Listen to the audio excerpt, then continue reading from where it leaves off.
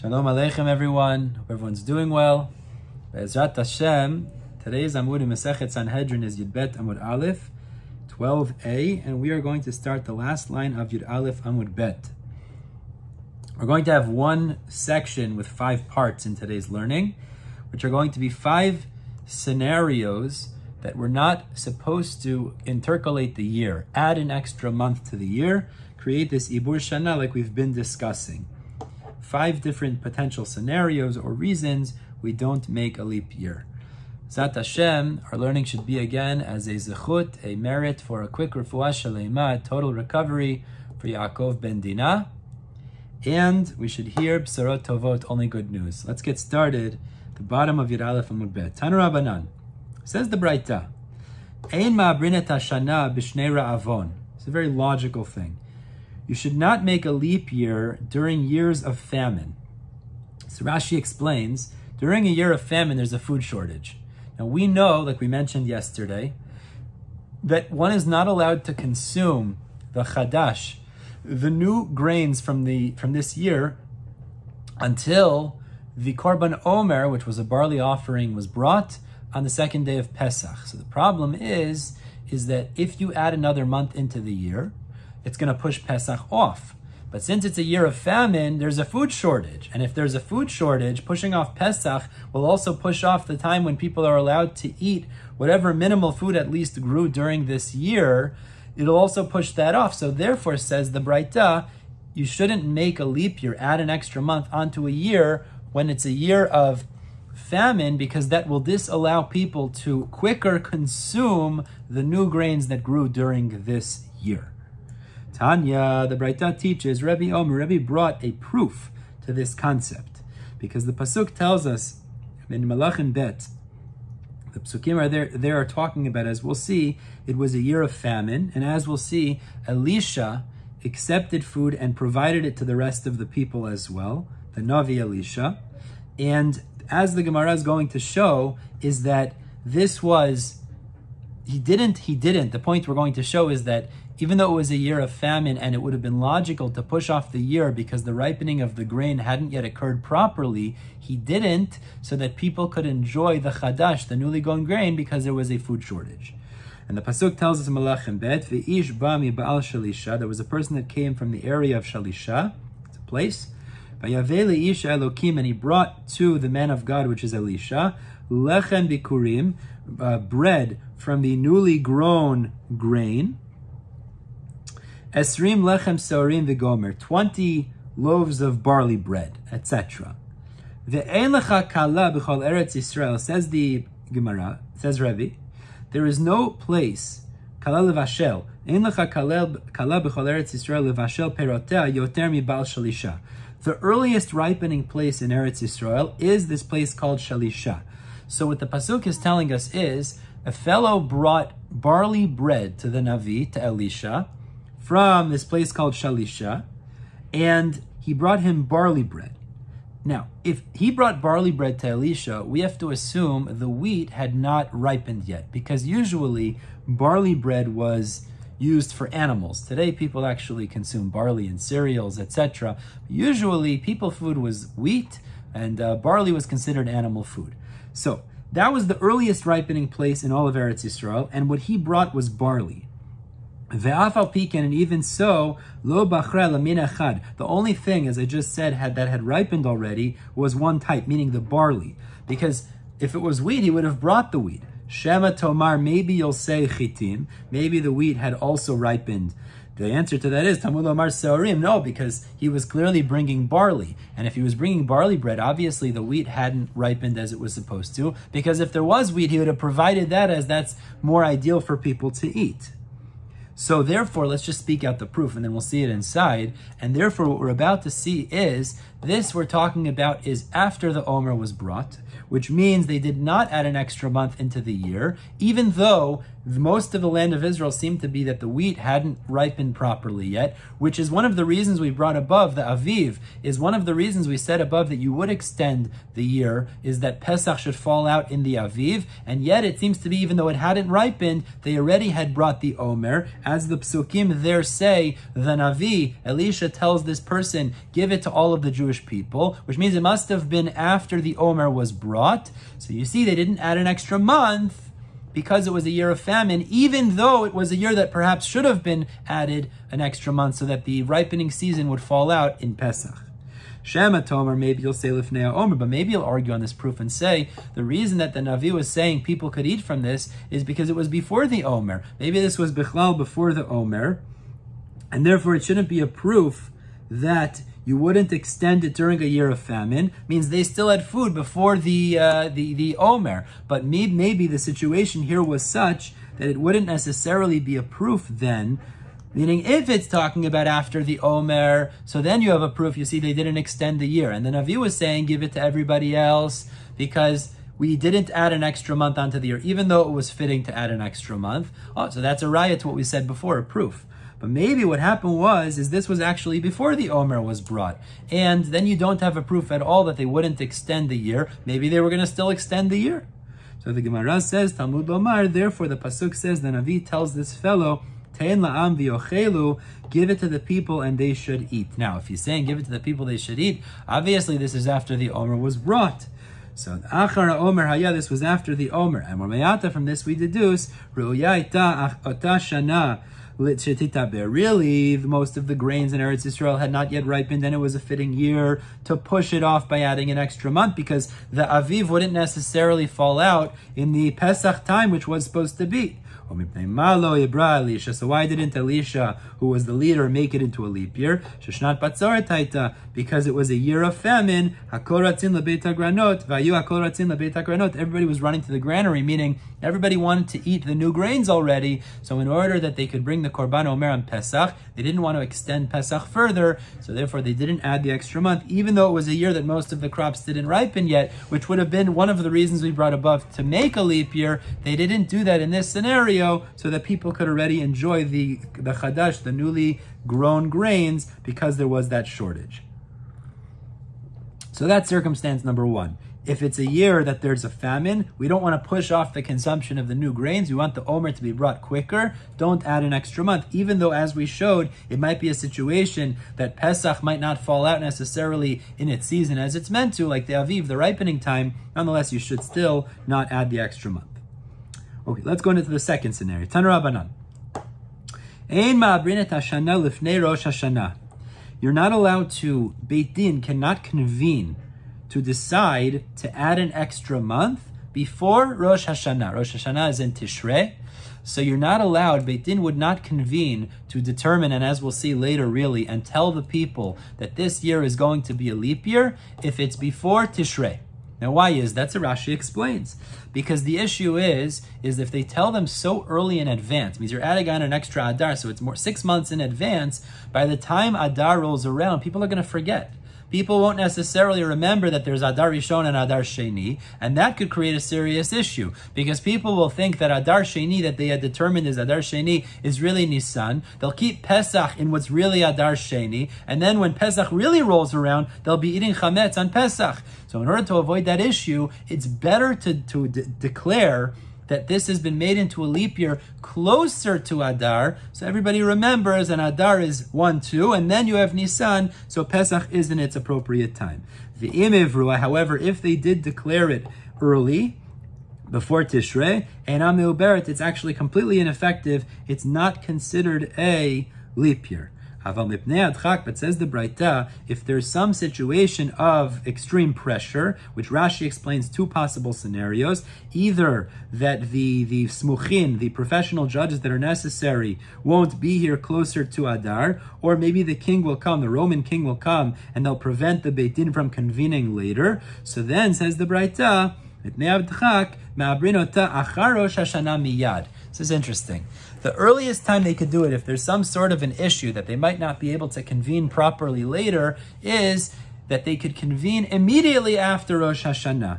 Meaning to say is, as we'll explain later actually, is that they could convene before and decide, but then in terms of publicizing it, executing on this and telling people about it, that could be done earliest immediately after Rosh Hashanah. So immediately a little bit into Tishrei, you could already start telling people about it. Before that, you wouldn't be allowed to. And again, really ideally it should be closer to Adar. If there's some sort of a tchak, there's some sort of a forced circumstance, because you might not have the Beit Din to convene later, so then the earliest time to tell people, to execute on this and tell people about it, would be after Rosh Hashanah. Says the Braita, even if they're deciding that it should be a leap year in 4 months in advance, let's say it's in Cheshvan, for example. So nonetheless, the only month that actually is intercalated, meaning the only month that becomes doubled, is Adar. Meaning you're not going to say, okay, since they're announcing that it's a leap year in Cheshvan, so now Cheshvan Kislev. Let's double up Kislev. There'll be Kislev Aleph and Kislev Bet. No, we don't do that. The only month that is intercalated, that is added onto, is the month of Adar. So like this year, we have Adar Rishon and Adar Sheni. That's the only month that is ever doubled up. Asks the Gemara, Eini, is it true that you can't convene as a Beit Din before Tishrei? V'ashalchu le'Rava, but we're going to see there was a message that was sent to Rava in a cryptic, codified form, because they didn't want informants to tell the government that they were making a leap year. Very interesting. There was a time in history that the anti-Semitism was such that the government decreed they're not allowed to create leap years. The Jews aren't allowed to do that. So in order to spread the word that there had been a leap year made, they had to send letters to Rava in a cryptic way, because their concern was that informants, perhaps there's people that they're not good people, that they would tell the government that the Jews were not listening, perhaps even other Jews. So they sent a letter to Rava in a cryptic way. And from this, we're going to see, it seems that they actually convened before Tishrei. So let's see. They sent a message to Rava that said, now this is all cryptic, so we'll have to explain it as we go. Zug. Now Zug means a pair. So Zug refers to a pair of Talmidei Chachamim. That's what it's referring to. Bame Reket, they came from Reket. We know Reket is Tiberia, the city of Tiberia in Israel. V'tavsu Nesher, and they were captured by the eagle. Now this is a reference, as Rashi explains, to Persian officers. So a pair of Talmidei Chachamim came from Tiberia, were captured by Persian officers, the Goyim. Uviadam dvarim hanaaseh beluz, and in their hands there were things that were made in luz. Now the Gemara just interjects and says, Umayniu, what is the things that are made in luz? Techelet. Techelet, because Techelet was made, the tzitzit, the blue that was made, it was made in the city of Luz. So that's what they were saying in that message. Now this is not actually necessary for our purposes just yet. And the letter continued, B'schut harachamim u'v'schutam, in the merit of Rachamim of Hashem and in their merit, Yatz'u b'shalom, they were able to depart peacefully from those Persian officers that had arrested them. And the letter continued, V'amusei yerechei Nachshon, and the officers of the, literally Yerechei means the thigh of Nachshon, the descendants of Nachshon. Now what that means is, well, the way we're going to interpret it is, people who were the descendants of Yehuda, because Nachshon was the prince of Yehuda, Bikshu likvoa netziv echad.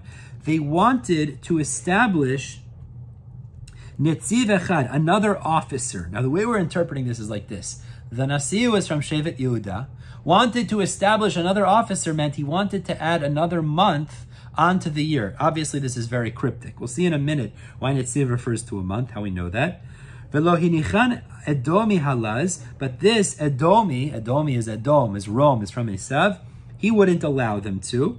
Avo ba'alei sufot ne'esfu, but those who gathered things, gathered together, which refers to the rabbis, they convened a secret court in order to make a leap year. V'kavu lo netziv echad, and they did establish that officer, meaning they did add on a month to the year. B'yerach shemet bo Aaron HaKohen. When did they convene? And this is the kicker to the whole story. They convened in the month that Aaron HaKohen died. We know Aaron died in Av.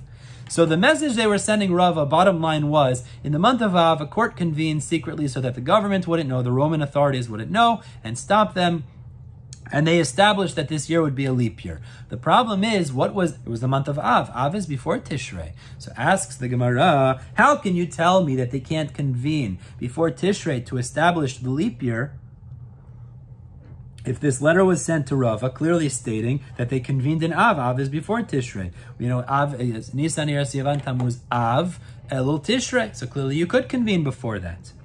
So the Gemara answers, and I mentioned this before, Chashuvei machshavi. They're allowed to consider, they're allowed to discuss if it'll be a leap year beforehand. But gilule lo miglu. They're not allowed to reveal it. So what does that mean? It means if the Chachamim need to convene earlier, they could convene before Tishrei and discuss it. But in terms of telling others, telling the Jews in Eretz Yisrael, the Jews in Galut, the Jews all over, telling those Jews, it should only be done after Tishrei.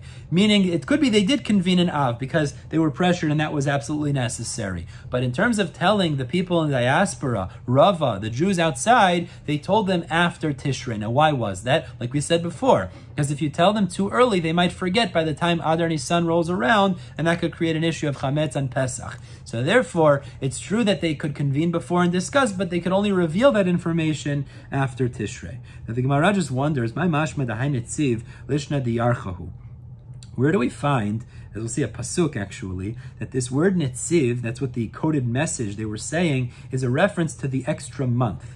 So the Gemara answered, it's based on a pasuk in Melachim Aleph. So there's a contradiction. We know Shlomo HaMelech had a series of officers who would bring money to support the government, his government. So one pasuk says, "V'lishlomo shnei masar netzivim al kol Yisrael." There were 12 officers over all of the Jewish people, different areas of the land. V'chilkilu et hamelech ve'et beito chodesh b'shana, and each one provided from the taxes that they collected to support the king and his household 1 month in the year. But it says there were 12 officers.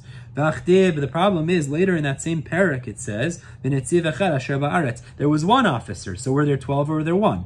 So Rav Yehuda Rav Nachman, there's a machloket. Chad Amar Echad Memuna al Kulam. You had 12 officers, each one would collect taxes from a certain area, and he would give it to the one who was over all 12. Means there was a 13th officer appointed over all the 12. They would give the money. The one officer who collected it from the people would give the money to that 13th one, and that 13th one would deliver it to Shlomo in his house.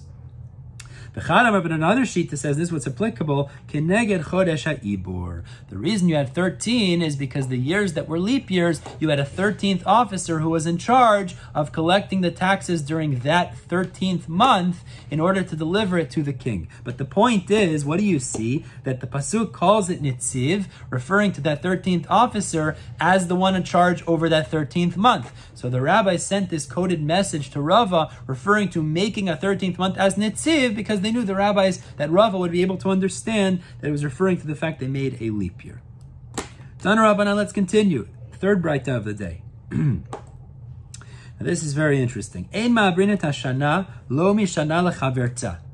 The rabbis cannot decide to make a leap year from one year to the next. Now Rashi explains like this. Let's say the rabbis were able to determine that the next year there's going to be some sort of an issue that will require adding a 13th month. The seasons will be out of whack, whatever it is. They're not allowed to add in a month for this year to preempt the issue for next year. Rather what? When that year comes and there is such an issue in the timing or the calendar, in that year where there is an issue, that's where they'll add in the 13th month. So not mishana lechaverta, but rather within the year that it's necessary, add in that 13th month. That's number 1. Number 2, velo shalosh shanim zu achar zo. You also can't make leap years. We'll go with the first pshat in Rashi in this sugya, 3 years consecutively. What's the issue if you make a leap year 3 years in a row? Each year you're pushing Pesach farther from the spring, and eventually what will happen is Pesach will fall out in the kites. Pesach will fall out in the summer, and that's a problem. So therefore, don't do leap years 3 years in a row, because that's going to create an issue that Pesach will fall out in the summer. Rabbi Shimon challenged this psak. He said, wait a second. Ma'aseh Rabbi Akiva. There was a story with Rabbi Akiva. And we know at the end of Rabbi Akiva's life, he was incarcerated by the Romans. He was in prison by the Romans. Shayach chavush bebeit ha'asurim. He was incarcerated in the prisons by the Romans.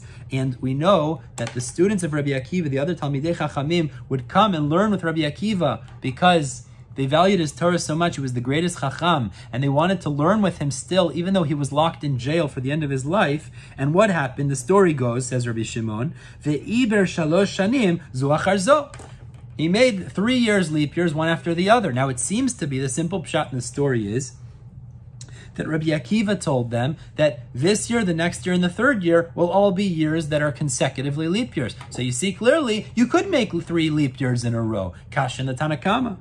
Amrlo, the Rabbanan said back to Rabbi Shimon, Misham Raya, is that a proof? You're misunderstanding the story. Beit Din yashvu v'kav'u achat bizmana.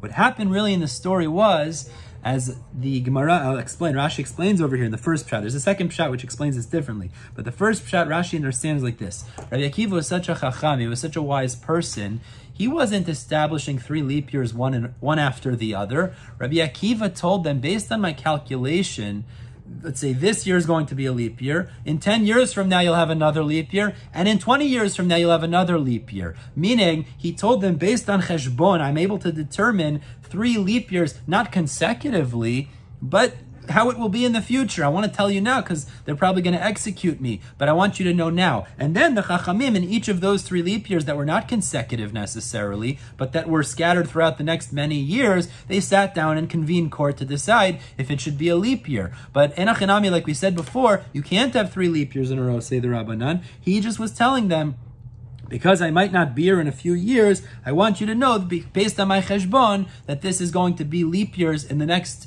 this year and then 10 years from now, etc. 3 leap years in the next many years. That's not a proof at all. Tana Rabbanan. Let's move on to the final braita of the day now. Now this idea that we're about to illustrate is a similar idea to the braita that we started off with today. We started off today saying you shouldn't make a leap year when there's a famine. And the logic in that is because there's a food shortage. If you make a leap year, you push off the omer being brought, which pushes off the ability for people to eat chadash, the new grains, and there's a food shortage, so don't push it off. So in a similar vein, this braita is going to say, in a scenario where it's Shemitah, so we know every 7 years, there's a year that's called Shemitah, which is the year that you're not allowed to work the land. Now, since you're not allowed to work the land, it's a strain on society, it's a strain on the farmers. I'm not allowed to work the land, I'm going to have less crops, right, naturally. So therefore, what the Tanakama is going to hold is like this. On the year of Shemitah, you shouldn't declare a leap year because it pushes off Isur Avodat Karka. It extends the prohibition of working the land, which creates strain on society. We don't want to extend that. Also, the Tanakama are going to say, you don't extend it in the Motzai Shemitah year, in the 8th year following the Shemitah, and it's for a bit of a different reason, the way Rashi explains it, because since the 8th year naturally will have less produce than the years before, because you're enjoying on the 8th year the produce of the 7th year, which is minimal because you didn't work the land on the 7th year. So therefore, you want to make it that the 8th year they can enjoy the chadash, the newly grown grains, as soon as possible. So to add an extra month would extend the Isur. You don't want to do that. So therefore, Tanakama says, don't make a leap year in the 7th year, don't make a leap year in the 8th year as well. Tana Rabbanan. Says the Braita, Ein ma'abrin et hashana, we do not create a leap year, lo b'shvi'it, not on the 7th year, as I explained, because then you'll extend the prohibition of working the land, which we would prefer not to do, creates hardship for the farmers. V'lo b'motzei shvi'it, as well as not in the 8th year, the year after Shemitah, because again, the issue would be is that there's only a minimal amount of produce naturally from the 7th year to the 8th year because you didn't work the land. Being that that's the case, you want to make it that people could enjoy the chadash as soon as possible, not extend it further, and therefore don't make a leap year in the 8th year. Says the Tanakama, when was the natural time that they used to make leap years? Erev Shvit. Actually, it was done Erev Shmita. Now listen to this. Why would that be in the 6th year? Why would they want to extend the 6th year, add an extra month? That would be a great time to do it. Because we know that on Shmita you're not allowed to work the land. So by adding an extra month onto the Erev Shmita, you're giving them an extra month to be able to work the land, providing them with benefit after the fact. So therefore, if you want to extend it to benefit the farmers, the best time to extend it would be Erev Shmita, actually, in the 6th year, because then you extend the Heter Avodah, the allowance to work the land, further by an extra month. That's the Tanakama. Now, Rabban Gamliel, as we're about to see, his house and his opinion was different. Their opinion was, I agree with you, you shouldn't extend it ideally in the Shemitah year, but in the Motzei Shemitah year, they held you could extend it. Let's see. So, Shal Beit Rabban Gamliel Hayuma Abrin b'Motzei Shavi'it. Rabban Gamliel's Beit Midrash, his house, his opinion was that they could extend the year by adding an extra month in the 8th year. Now, why did he hold this way? So we're about to explain this. Rabban Gamliel's opinion is, what's your issue? Your issue is that there's a food shortage in the 8th year because you didn't produce much in the 7th year. So Rabban Gamliel says, I got no problem with that. I'll tell you the solution. You know what you could do? Import food from Chutz La'aretz. You could import food. And you'll say, well, they didn't work the land. No, Shemitah is only binding in Eretz Yisrael. So import food from outside of Eretz Yisrael, where there's plenty of food, and then in the 8th year, you could also make a leap year and get food from outside, so there's no issue that people are rushing to eat the Chadash. Therefore, there's no issue with extending the year in the 8th year. Now, why did the Tanakama disagree? So that's what we're about to explain. This is based on a machloket Tanaim. The Tanya, as the Braita explains, you're not allowed to bring vegetables, but it means grains also, from outside of Eretz Yisrael. And the rabbis allowed it. So we have a machloket Tanaim. Now, what's the machloket between them? So, what is the point of debate between the Tanakama and the Rabboteinu in this Braita? Rabbi Yirmi explains, the machloket between the Tanakama and Rabboteinu, are we worried about the dirt that is connected to the produce that's coming from outside of Eretz Yisrael? It's a very interesting machloket. Now, halacha is that the rabbis made a gezerah against that the dirt in Chutz La'aretz creates tum'ah. Actually, as Rashi explains over here, Rashi explains it creates tumat ohel even. Meaning, the reason they made this gezerah, this is discussed in, if I remember correctly, Masechet Nazir. Why do they make a gezerah? The dirt of Chutz La'aretz conveys tum'ah. And if there's some sort of an ohel, a coverage, and you're with dirt of Chutz La'aretz, it will create a status of tum'ah like a dead body. The reason they made this gezerah is because, unfortunately, in Chutz La'aretz, many times Jews were persecuted and were actually killed, and their graves were not marked. They were killed by Goyim. The graves weren't marked, which means there was a very likely chance that there was a dead body in this area, and therefore it could perhaps convey tum'ah. That's the issue. So therefore the rabbis made a gezerah that the dirt of Chutz La'aretz conveys tum'ah. So what's the machlokes then between the Tanakama and Rabboteinu? The issue is if you bring vegetables from outside, dirt might come along with it, and that can be mitame ta'arot. It can convey tumah to things that are meant to stay pure, like kodshim and things of that nature. So therefore, the Tanakama says you shouldn't import, and the Rabboteinu says we're not concerned about that. So says the Gemara, that's the same machloket here between the Tanakama and Rabban Gamliel. The Tanakama says you shouldn't extend the year in the Motzei Shemitah in the 8th year. Maybe you could bring produce from outside. You don't have to rely on the produce of Israel. So he says, no, you can't, because you're not allowed to bring in produce from outside. There's this Tumah issue.